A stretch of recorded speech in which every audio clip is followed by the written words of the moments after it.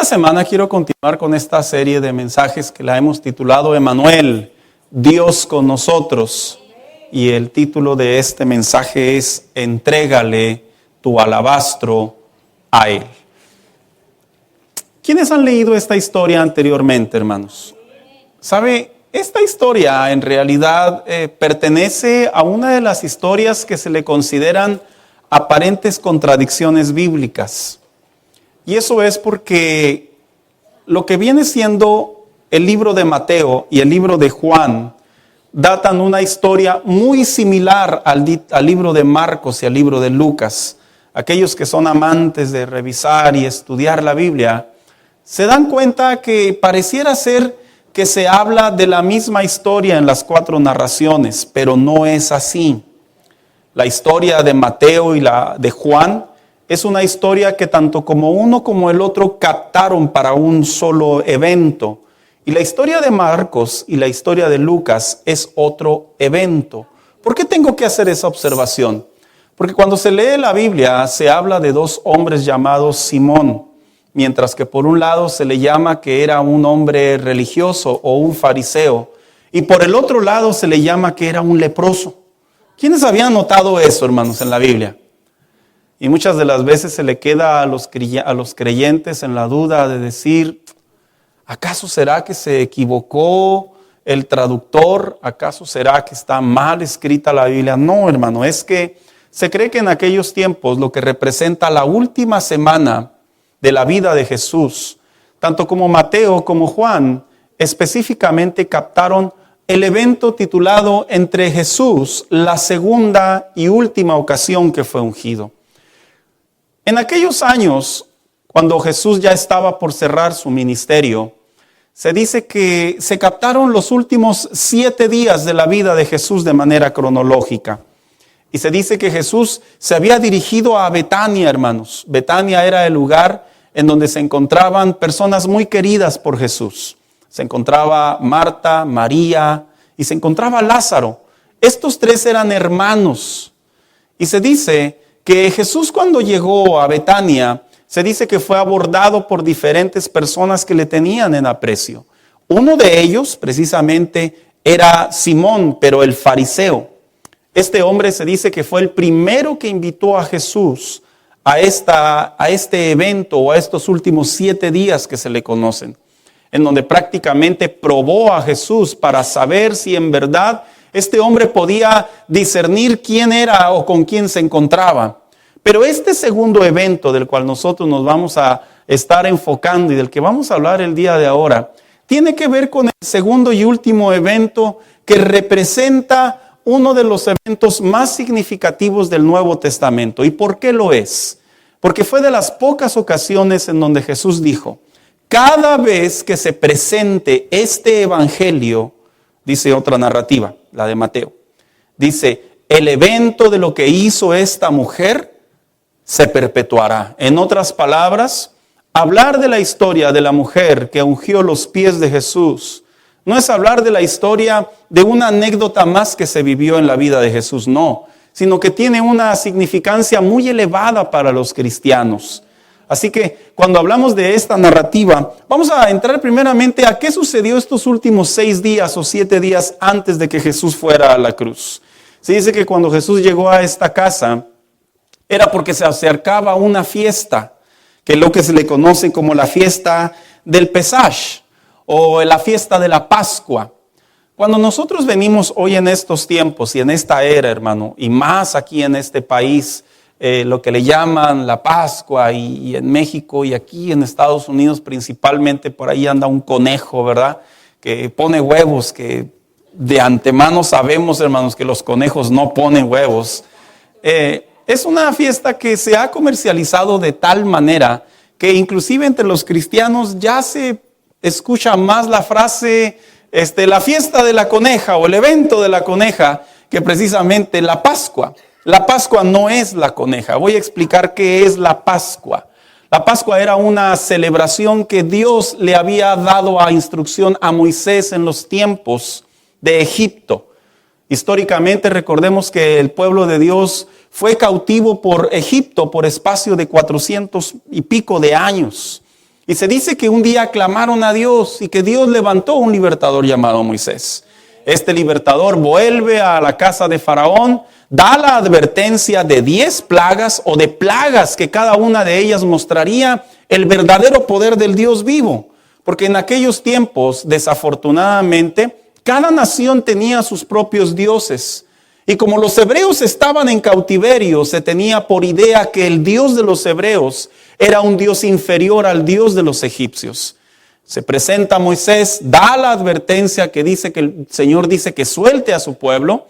Y yo creo que es una historia muy conocida por nosotros, en donde se encuentra en Éxodo, en los primeros capítulos, que este rey o este faraón se niega a hacerlo. En la última plaga, la 10ª plaga, precisamente Dios da la instrucción y le dice a Moisés, dile a mi pueblo que hagan la celebración de una fiesta, de una cena, de un evento familiar, al punto y al grado que tomaban un corderito, un animalito sin mancha, que significaba prácticamente que no estaba ni cojo, no estaba ni ciego, no había sido cruzado aún, sino que estaba prácticamente como le conocemos en el lenguaje virgen.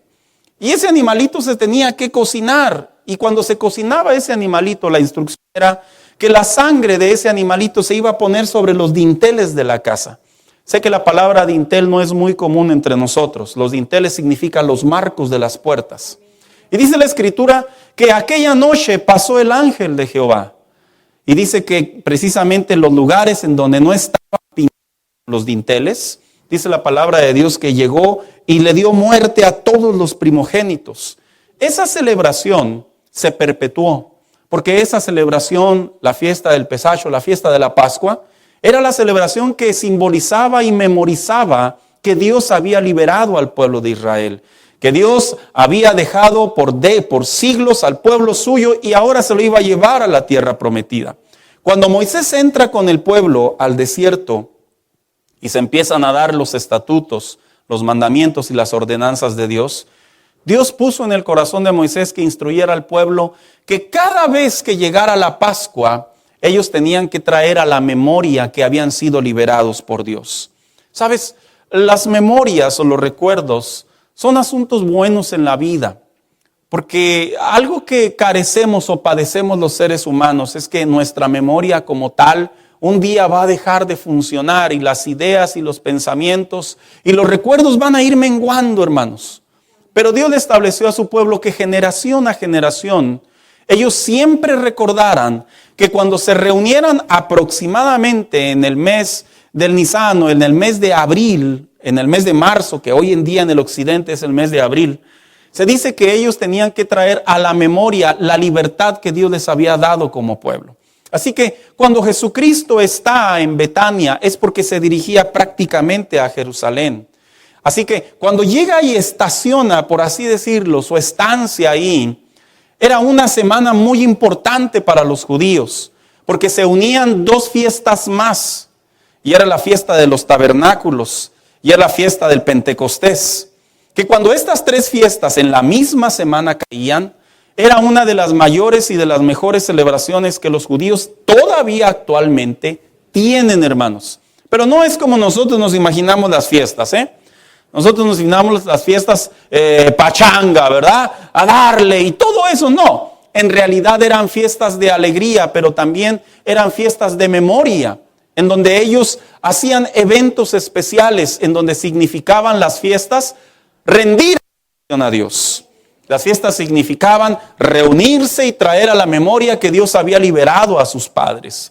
Las fiestas significaban que Dios había traído libertad a sus vidas y que si hoy en día gozaban de la libertad, es porque el Dios de Abraham, de Isaac y de Jacob los había escuchado. Así que cuando hablamos en realidad a los cristianos que venimos a una fiesta, nosotros debemos de saber de antemano, hermanos, que nosotros no venimos a perder el control, ni a perder el orden, ni venimos a pasarnos la chévere. El propósito de nuestras fiestas, nuestras reuniones, cuando los cristianos nos congregamos, es para adorar, para glorificar, para agradecer, para bendecir y para traer a la memoria, claro es, la obra que Dios ha hecho en nuestras vidas. Porque si yo le preguntara a usted, ¿dónde estaría usted si Cristo no hubiera venido a su vida, hermano? Yo creo que algunos todavía estarían en una vida muy terrible. estarían en una vida muy deplorable, estarían en una vida vacía espiritualmente. Pero mire, qué bendición saber, hermanos, que cuando Cristo llegó a nuestras vidas, estamos en el mejor lugar. Estamos en el mejor lugar, en donde nuestras vidas se reencuentran con nuestro Señor a través de la adoración, con el Espíritu Santo. Y viene y nos refresca, nos anima, nos alimenta, nos motiva, nos llena de su presencia al punto y al grado que cada vez que nosotros salimos de estos lugares, las iglesias cristianas, en verdad, hermanos, que hay una transformación espiritual. El ir a una fiesta y no comer, ¡qué tragedia, hermanos! ¡Qué tragedia! Sería lo más trágico que le pasara a un mexicano. Pero ir a una fiesta y salir hasta acá, hermano. Como dice el comercial, eso no tiene precio, ¿verdad? El estar en la casa de Dios, disfrutar, aprovechar los cantos, la alabanza, la adoración, la comunión, la adoración, la administración, la enseñanza de la palabra de Dios es algo que solamente los cristianos podemos entender. El que no es hijo de Dios no lo entiende, porque desafortunadamente esto es totalmente espiritual. Así que esta celebración era una celebración muy importante. Dicen los estudiosos que cuando Jesús llegó a la casa de Lázaro, como dice el evangelista Juan, y le voy a compartir un dato bien interesante. El evangelista Mateo dice que era la casa de Simón y le da un pronombre y dice el leproso. Algunos estudiosos antiguos dicen que Simón el leproso era el papá. Esto dice la tradición, hermanos, no la Biblia, no lo especifica. La tradición de los judíos dicen que Simón el leproso era el papá y que él en algún momento en el ministerio de Jesús, él había sido limpio. En otras palabras, ya no vivía a las afueras de la ciudad, sino que debido a ese milagro pudo reintegrarse a su familia. Y Lázaro, al que nosotros ya identificamos, este hombre había muerto y a los 3 días dice la palabra de Dios que Jesús lo resucita. Así que Jesús estaba en un hogar en donde había recibido mucho aprecio y mucho cariño. ¿Por qué? Porque leyendo junto conmigo dice que 6 días antes de la Pascua llegó Jesús a Betania, donde vivía Lázaro, a quien Jesús había resucitado. Dice, y allí se dio una cena en honor a Jesús. Una cena en honor es un evento en donde se le reconoce a alguien algún mérito. Es como cuando usted celebra un cumpleaños de un hijo suyo. Usted hace una fiesta en honor a un año más de vida.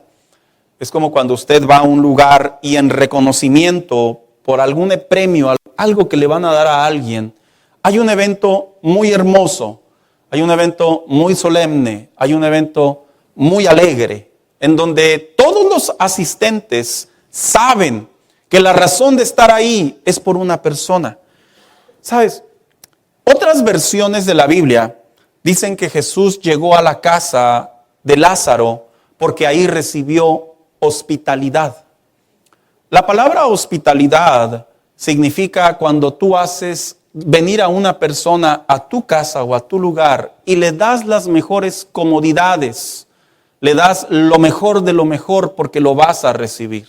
¿Quiénes no han tenido esa experiencia, hermanos? Que viene un familiar a la casa y a veces se sacrifica la recámara matrimonial. O si no se sacrifica la matrimonial, dice el hijo mayor, ¿pero por qué mi cama? Porque se le entrega lo mejor a esa persona. Cuando Jesús llegó a la casa de estos hombres, Marta, María, Lázaro y Simón el leproso, es porque Jesús había sido recibido en un lugar muy especial, hermano mío. Lo que me lleva a la palabra de Dios a esta parte de nuestra vida. Cuando Jesús hace algo por nosotros, porque por Simón le quitó la lepra, a Lázaro lo resucitó. Y a Marta y María hay ciertos teólogos que también atribuyen que hizo milagros sobre su vida, pero no los voy a mencionar porque no es mi caso. Estos hombres, estos personajes al ver a Jesús estaban viendo prácticamente a su Salvador. Y el hecho de estar ahí, para ellos era lo máximo. Mira, hermano, hay dos lugares particulares que son muy privados, aunque uno de ellos es público, en donde nosotros por lo general solemos expresar mucho lo que sentimos por alguien, y es la casa y la iglesia. La iglesia, porque es el lugar en donde nos congregamos y en donde cada uno de nosotros venimos a traerle en honor a nuestro Salvador nuestra adoración.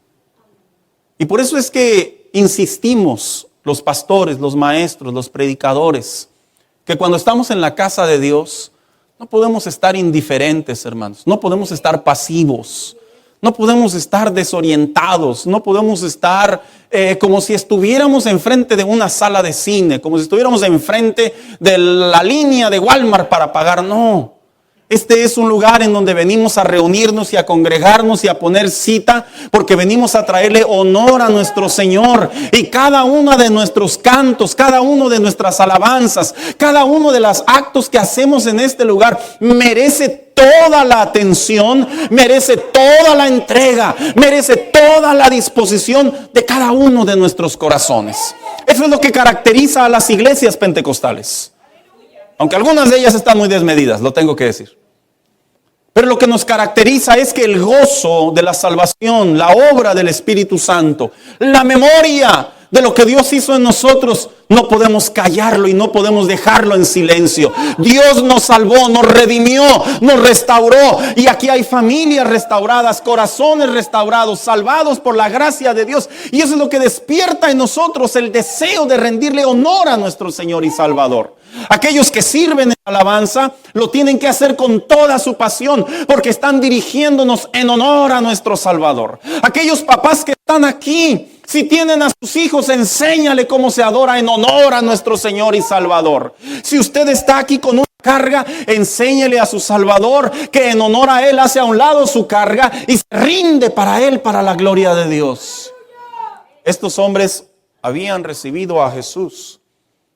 Y aunque los narradores no lo dicen, hermanos, seguramente él tenía las mejores atenciones. Me atrevo a creer que no había otra casa como la de Betania en donde el maestro pudo ser mejor recibido.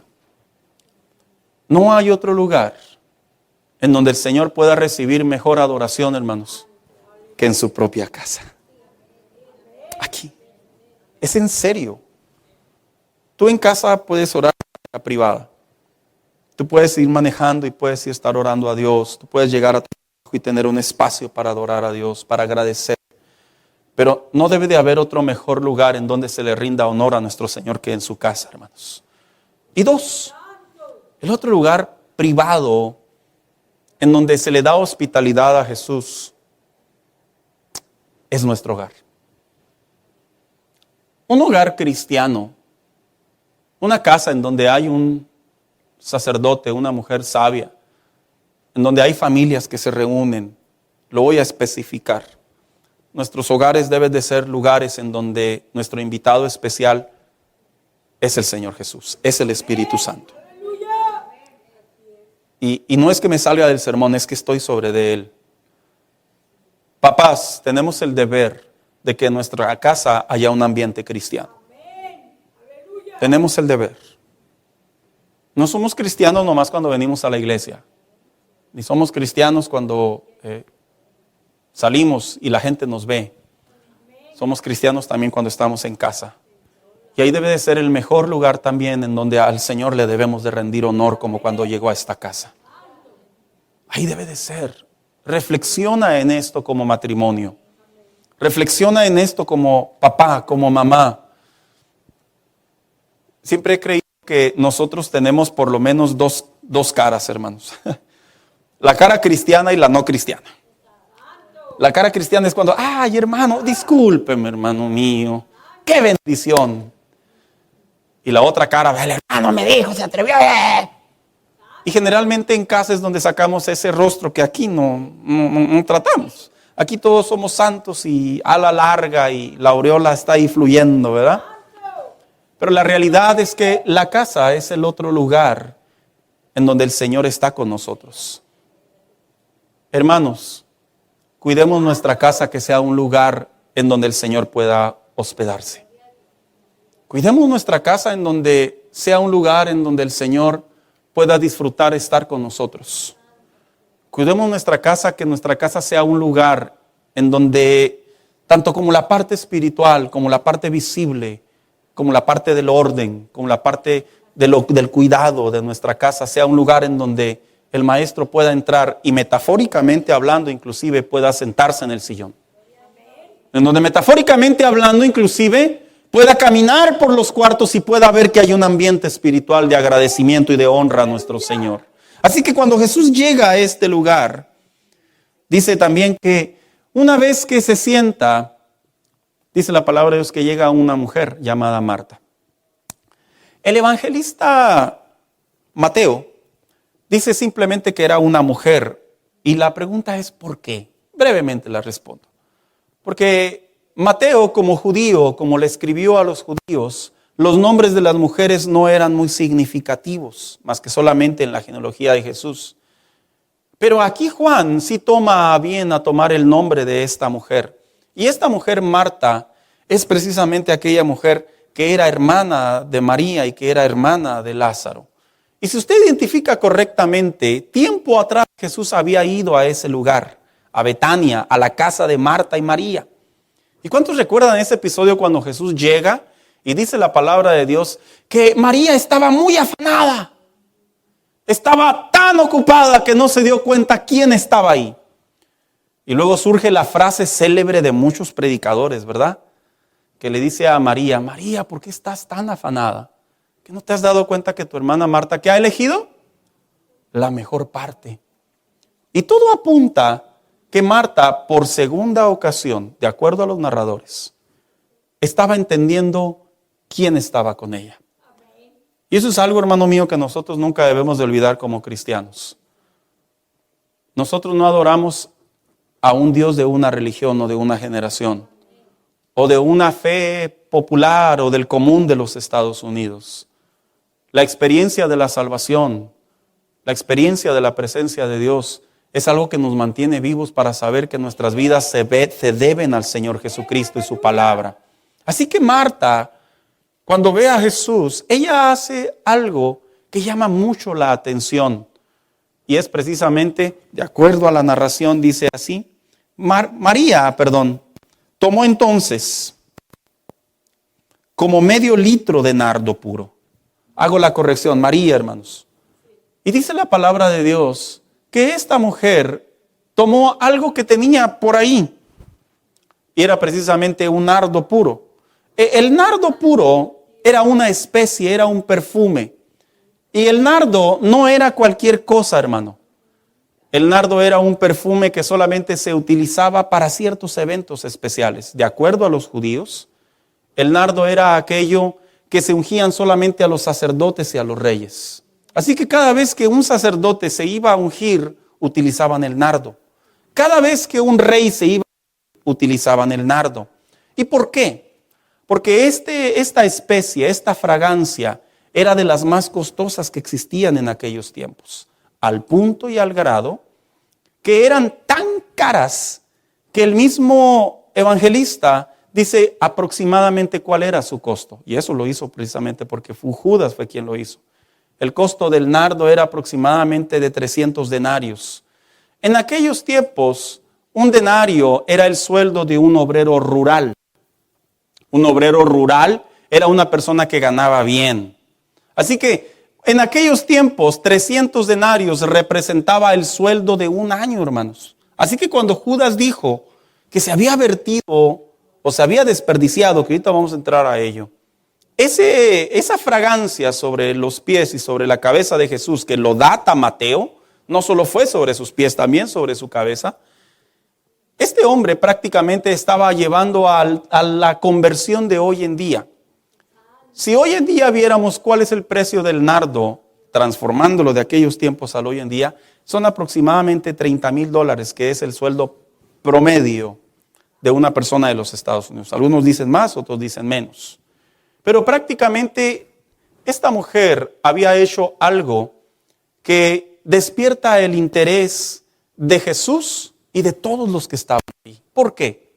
Porque precisamente había hecho algo que no era muy usual entre los honores o las visitas, y era precisamente ungir los pies de Jesús. ¿Qué significaba ungir los pies de alguien en los tiempos bíblicos? En primer lugar, ungir los pies de alguien, hermano, era un trabajo de un siervo. Los dueños de la casa, por lo general, ellos tenían esclavos a su cargo, los compraban. Y estos esclavos eran los que se encargaban de todas las actividades, y entre ellas, cada vez que venía un invitado, se dice que tenían una costumbre judía, que como venían sus pies tan sucios, pero tan sucios, se dice que se sentaban en un lugar y llegaba rápidamente el esclavo, y el esclavo les lavaba los pies. Miren, el que uno se lave los pies, pues uno lo aguanta, ¿verdad, hermanos? Pero lavarle los pies a alguien ya es otro asunto. Ya es diferente. Y el lavárselos a alguien que viene prácticamente de caminar con los pies sucios, porque no era la excepción Jesús, obviamente no era algo muy grato. Pero esta mujer ocupa el papel de sierva y ella por cuenta propia decide lavar los pies de Jesús. ¿Sabes, hermano? Cuando Cristo vino a la tierra, dice la palabra que Él no vino a servir. Perdón, no vino a ser servido, Él vino a servir. Y en su posición de siervo, Él aceptó algo de parte de una mujer. Y es el acto de ser servido. El acto de ser servido o el acto de servir, primeramente lo explico, es una característica fundamental de una relación con Dios. Nosotros cuando venimos al Señor, nosotros aprendemos, entendemos y desarrollamos que en la fe cristiana todo es de Él, para Él y por Él. Y la idea egocéntrica o digna de pensar que yo me merezco todo, pasa a un concepto en donde ahora yo soy de Él, para Él y por Él. Y esta mujer, cuando ungió los pies de Jesús, estaba tomando el lugar del siervo. 2. ¿Qué más hizo esta mujer? Esta mujer vertió un perfume de alto costo. Esto indica que la casa de Lázaro o la casa de Simón no era una casa de bajos recursos, hermanos. ¿Quién de ustedes aquí tiene, no levante la mano, ¿verdad? Quédese con la pregunta para no evidenciarnos, ¿verdad? ¿Quién de ustedes en su casa tiene $30,000 en la cuenta bancaria? Que no se le salga, no sea presumido, ¿eh? No cualquiera, hermanos. No cualquiera tiene $30,000 en el banco que diga, no, yo si quiero mañana voy y lo saco. Y esta mujer lo tenía en una fragancia, en una esencia, en un alabastro, en donde prácticamente ahí estaba conservándose. Entre más tiempo pasaba, más subía su valor. Pero cuando llega Jesús, ella decide entregarlo todo. Ella decide darlo todo. Y dice la palabra de Dios que conforme ella empezó a vertirlo sobre la cabeza y los pies de Jesús, dice la Escritura que con sus cabellos los secaba. Y que la casa, dice el autor, que rápidamente se llenó del aroma. Porque hay algo característico sobre lo bueno. Lo bueno, por lo general, sabe bueno, ¿verdad, hermanos? Le voy a platicar una anécdota muy rápido. Hace algunos meses, unos hermanos en la fe nos invitaron a mí y a mi esposa a un restaurante, hermanos. A mi opinión, era un restaurante muy elegante. Porque inclusive hasta abajo estaba ahí comiendo el alcalde de la ciudad. No creo que el alcalde ande en Burger King, ¿verdad? Y cuando nos sentamos, hermanos, pues yo veía todo bien fufurufo y dije, ay, voy a hablar hasta más cristiano, ¿verdad? Y nos dieron la carta, hermano, y cuando vi la carta dije, ay, caramba, estos precios son elevados. Y le resumo en breve, tomamos algo de la carta, no de mucho costo, aunque era muy alto el costo, pero esto es lo que le quiero compartir. La comida estaba riquísima, hermanos. riquísima. Nunca en mi vida había comido un salmón tan bueno como lo comí ahí. Estaba así, de este tamaño, ¿verdad? Pero mira cómo me supo a gloria. Oiga, como aquel conocido le dijo a alguien por ahí, lo invitó a comer y le dijo, miras cómo me gusta este platillo. ¿Sí te gusta este? Sí, dice, miras cómo me gusta. ¿Y qué es lo que más te gusta? Que es gratis, dice. Yo cuando vi el platillo, hermanos, yo sinceramente dije, pues, ¿dónde están las tortillas y los frijoles, verdad? Dije, bueno, Señor, como multiplicaste los panes y los peces, que esta cosa se me multiplique en la panza. Y nos decía el hermano, pastor, pida con confianza. Y yo dentro de mí, si supiera que no tengo confianza. Pero estaba tan rica la comida que le recomiendo que vaya. No me acuerdo el restaurante, ni me acuerdo sinceramente, pero estaba muy rico. Porque lo bueno, por lo general, sabe muy bueno. Cuando esta mujer vertió la fragancia, el alabastro sobre los pies de Jesús, hermano, ella dio lo mejor que tenía. Ella dio lo mejor, lo dio a él. Y dice la palabra de Dios que rápidamente Judas se acerca y le dice el evangelista Mateo y el evangelista Juan dan versiones diferentes de los hechos. Pero se dice entre ambos que uno se acercó a Jesús y le dijo a Jesús, ¿qué desperdicio hizo esta mujer contigo? Porque yo te voy a decir algo, hermano. Cuando uno le da algo al Señor, siempre va a haber críticos que van a estar en contra de lo que tú y yo hagamos. Siempre. Esa mujer seguramente en gratitud por lo que hizo por su hermano, en gratitud por lo que hizo por su padre, en gratitud por la amistad que tenía con Jesús, esa mujer lo dio todo. Y siempre va a haber críticos, hermanos. Esos críticos son esas personas que no están de acuerdo con lo que nosotros hacemos por la causa del Señor. Mira, lo digo con todo el respeto en este comentario. Si alguien dona para la causa de los animalitos, de los perritos que están enfermos, la gente aplaude. La gente dice, qué buena, qué gran compasión la gente siente por ellos. Pero si la gente da para el Señor, si la gente da para la obra del Señor, para el servicio del Señor, para la casa del Señor, para el evangelio del Señor, mira la gente cómo critica esos actos. Y no solamente el inconverso, a veces también dentro de la misma casa de Dios. Yo creo que esta es una de las cosas que debemos de aprender como cristianos a identificar, que cuando sabemos a quién le estamos dando honor, cuando sabemos quién es el que nos salvó, cuando sabemos quién es el que nos transformó, nosotros no tenemos por qué tener ninguna objeción en darnos al Señor. ¿Qué es lo que se le puede dar? Esta mujer dio un alabastro, dio una fragancia, dio un perfume de mucho costo. Pero ¿qué es lo que el cristiano le puede dar al Señor? A través de la Biblia encontramos que hay algo muy importante que el Hijo de Dios le puede dar al Señor. Y es su voluntad. ¿Sí? Esta mujer tomó algo que para ella era muy valioso. Lo vertió sobre los pies del Maestro, sobre su cabeza. Pero el Hijo de Dios, tal vez, seguramente, no podemos tomar nuestro carro y subirlo a la iglesia. No lo haga, por favor.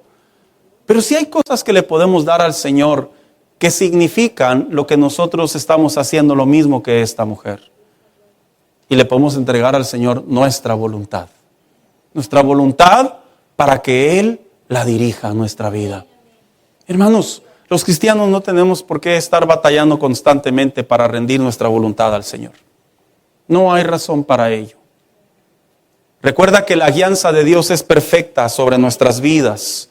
Y eso nos da la capacidad y la confianza que lo que nosotros hacemos conforme a la palabra de Dios es mejor que nosotros podemos hacer sobre nosotros mismos.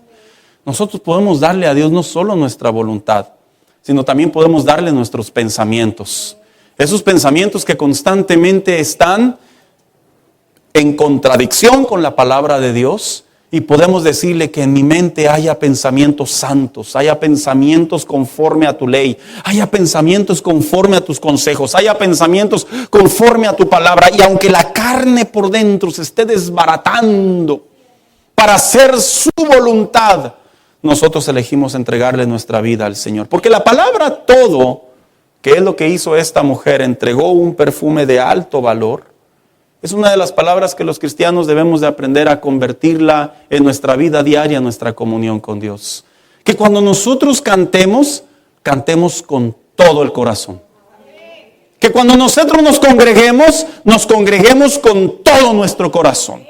Que cuando nosotros decidamos orar, oremos con todo nuestro corazón. Que cuando decidamos compartir la palabra de Dios, lo hagamos con todo nuestro corazón. Que cuando decidamos amar, amemos con todo nuestro corazón. Cuando decidamos perdonar, perdonemos con todo nuestro corazón. Cuando decidamos tener fe, tengamos fe con todo nuestro corazón. Eso representa el alabastro de lo que esta mujer hizo. Para ella probablemente era un año de trabajo representado para otras personas, pero me atrevo a creer, hermano mío, que no fue fácil para ella. No fue como que fue a la tienda y dijo, deme por favor 300 gramos. Otras versiones dicen, deme por favor medio litro de nardo. No creo que llegó así, hermanos.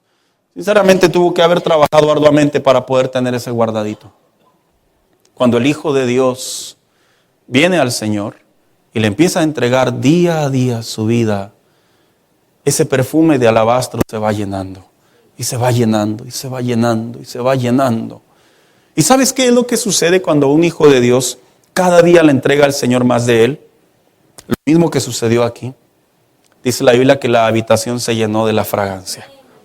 Y ahí es cuando las personas que nos rodean pueden ver que lo que nosotros hacemos por Dios, no lo hacemos por intereses monetarios, no lo hacemos por intereses de llamar la atención, no lo hacemos como un acto de religiosidad, lo hacemos por la gratitud, la gracia, el favor, la misericordia que hemos recibido de parte de nuestro Salvador. Hermano mío, ¿cómo hace falta que la luz de los hijos de Dios brillen sobre cada uno de los lugares a donde nos encontramos? Mira, las personas que no tienen a Cristo en su corazón, tienen mucho entendimiento, aunque espiritualmente hablando no lo tienen. Ellos saben identificar a los cristianos genuinos y a los cristianos que no lo son. Ellos saben a los cuenteros. Ellos saben quiénes son los piñeros. Ellos saben quiénes son los que simplemente son cristianos de la lengua para afuera. Pero ellos identifican a los cristianos que verdaderamente en su corazón han tenido un encuentro con el Señor. Y esa es la parte que nos corresponde a nosotros como hijos de Dios, entregársela al Señor. Hermanos, cristianos que le demos todo al Señor. Todo. Todo. Aquellos que venimos de cultura mexicana, a nosotros se nos enseñó a comernos ¿qué? ¿Qué? Todo. Oiga, y la cultura americana, sin agravar, ¿verdad? Pero algunos de ellos dejan la mitad y yo no sé, yo digo dentro de mí, quisiera embolsármela, ¿eh? Recuerdo una vez que fui a un evento de uno de mis hijos, de un Thanksgiving, y yo veía cómo los niños vaciaban más de la mitad de la comida en el bote de basura, hermano. Y yo volteé a ver a mis hijos y dije, ni te atrevas. Porque de donde yo vengo, se come todo. ¿Cómo hace falta que los cristianos le demos a Dios todo? ¿Qué hubiera pasado si esta mujer simplemente hubiera sacado unas gotas o un chorrito? ¿Usted cree que hubiera sido suficiente, hermano? Pues yo le voy a decir una cosa, sí. Si hubiera sido suficiente. Porque el precio, el valor de ese nardo, no importando la cantidad, podía llenar de fragancia toda la habitación. Porque lo bueno, por lo general, es bueno. Pero esta mujer decidió no entregar una porción, ni la mitad, ni lo representativo. Decidió vaciarlo todo. Mira, si somos objetivos, vaciar medio litro de nardo es mucho. Es más, te lo pongo de ejemplo. Cuando te echas perfume, yo he conocido algunos que inclusive hasta nomás 1, 2, 3. No más, porque te acaba, poquito porque es bendito. Y yo he conocido otros que se echan 10 y por mucho que se echen, de todos modos les queda mucho. Pero nunca he conocido a alguien que agarre todo el perfume y se lo empine así, hermanos. Y se lo unte y se haga así. No, se vería raro. Imagínate simplemente ungir los pies del maestro y derramarlos sobre su cabeza. Era mucho, hermanos. Porque esa es la impresión que tenemos cuando se trata de entregarle al Señor. En ocasiones la impresión es, ¿para qué tanto? Con esto es suficiente. Oiga, lo que callamos en ocasiones los pastores, aquí voy a decirlo. Yo como me acuerdo cuando estaba joven y en la iglesia había actividad. Y yo no entendía, hasta que ya después uno se va maleando en el Señor. Llegaban unos hermanos y decían, ¿quién hizo los burritos? Yo nunca entendía esa frase, hermanos. Ya, algunos ya. No, pues la hermana tal. ¿Y quién hizo los de allá? No, pues la hermana tal, deme de aquel lado. Yo no entendía por qué, hermanos. Hasta que compraba un burrito de cada una de las hermanas y decía, este burrito parece flauta en tiempos de hambre y este burrito es totalmente carnal, mundano, así, pecador, mucha carne. Y a veces la gente dice así, ¿verdad? Al cabo es para el Señor, al cabo es para los hermanos. ¿Sabes? Cuando al Señor se le da todo, no se le está dando al hombre, no se le está dando a una iglesia, no se le está dando a un grupo de creyentes, se le está dando al Señor. Y esa es la parte, hermano, en donde esta mujer comprendió lo que otros no querían comprender. Esta mujer decidió darlo todo. Cuando tú y yo venimos a la casa de Dios, aprendamos a darlo todo. No me malinterpretes, no todo lo que traes en tu cartera. Yo estoy hablando todo tu ser. Que si vas a orar, te vas a concentrar y darle honor a tu Señor. Porque una de las cosas que tiene entregarlo todo es que es muy similar a la pasión. La pasión es la acción de una persona de entregar todo a favor de algo. Y sabes, algo característico que en la Biblia encontramos de la vida de Jesús, es por eso que le llaman la pasión de Cristo. Porque significa que Él entregó todo. Cuando nosotros vamos nuestra vida espiritual, nosotros encontramos que a nosotros nos corresponde entregar todo. Todo. Todo. ¿Cuánto entregas tú cuando vienes a la casa de Dios? ¿Cuánto entregas tú cuando estás en tu relación con Dios? ¿Cuánto entregas tú cuando sirves al Señor? ¿Entregas porciones? ¿Lo desfragmentas? ¿Lo suficiente? ¿Lo necesario? ¿Cuánto entregas? Yo no te voy a vender una errónea idea que si tú le entregas todo, saliendo de aquí, va a estar un carro estacionado con un moño allá afuera para ti. No, yo no vendo eso, es mentira. Pero yo sí te voy a decir algo conforme a la palabra de Dios. Cuando el cristiano aprende a darlo todo, el cristiano de la misma manera está conociendo a su Señor. Así lo está conociendo. Porque Él lo ha recibido todo, Él lo da todo.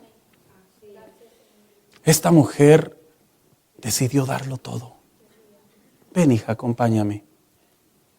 Darlo todo. En otras palabras, su mente, su espíritu, su corazón, sus acciones,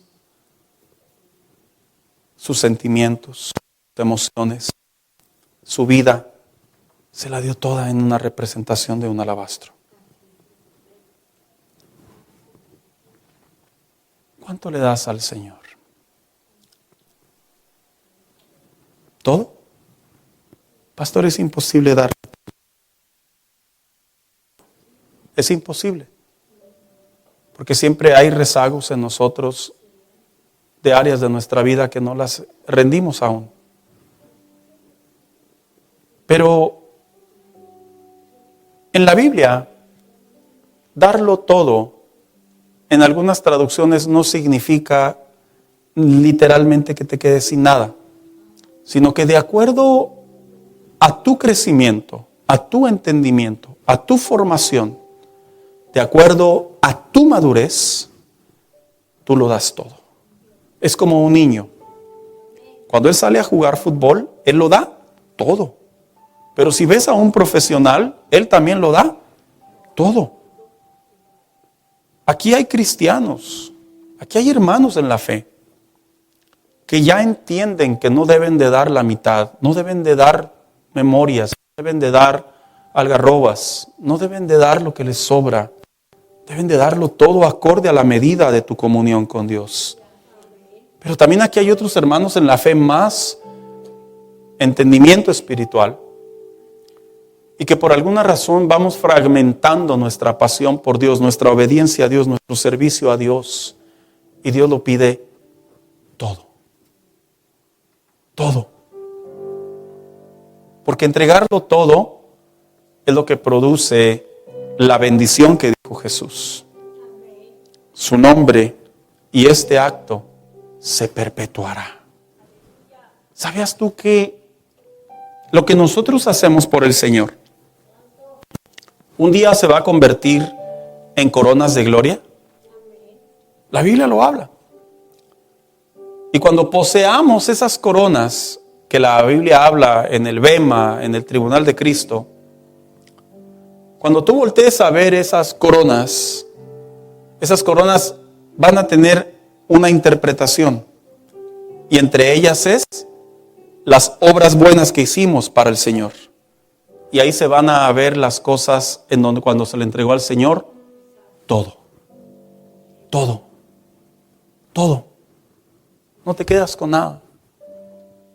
Porque la fe cristiana de eso se trata, de rendirle honor a nuestro Señor, de rendirse a nuestro Salvador. No hay nada como un cristianismo que se rinde al Señor en plenitud, hermanos. En serio, no hay nada. Se disfruta mucho la fe. Se vive la fe diferente. Qué fea la gente poquitera, la gente fijada, la gente avariciosa, la gente egoísta. Mira qué feo se ve esa gente, hermano, que nomás están intentando conservar para ellos y para ellos. Y en un cristiano esto ya no existe, porque Él nos dio todo, dice su palabra. Y nosotros en reciprocidad, aunque no es suficiente, Él lo ve como un todo. Póngase de pie en esta tarde.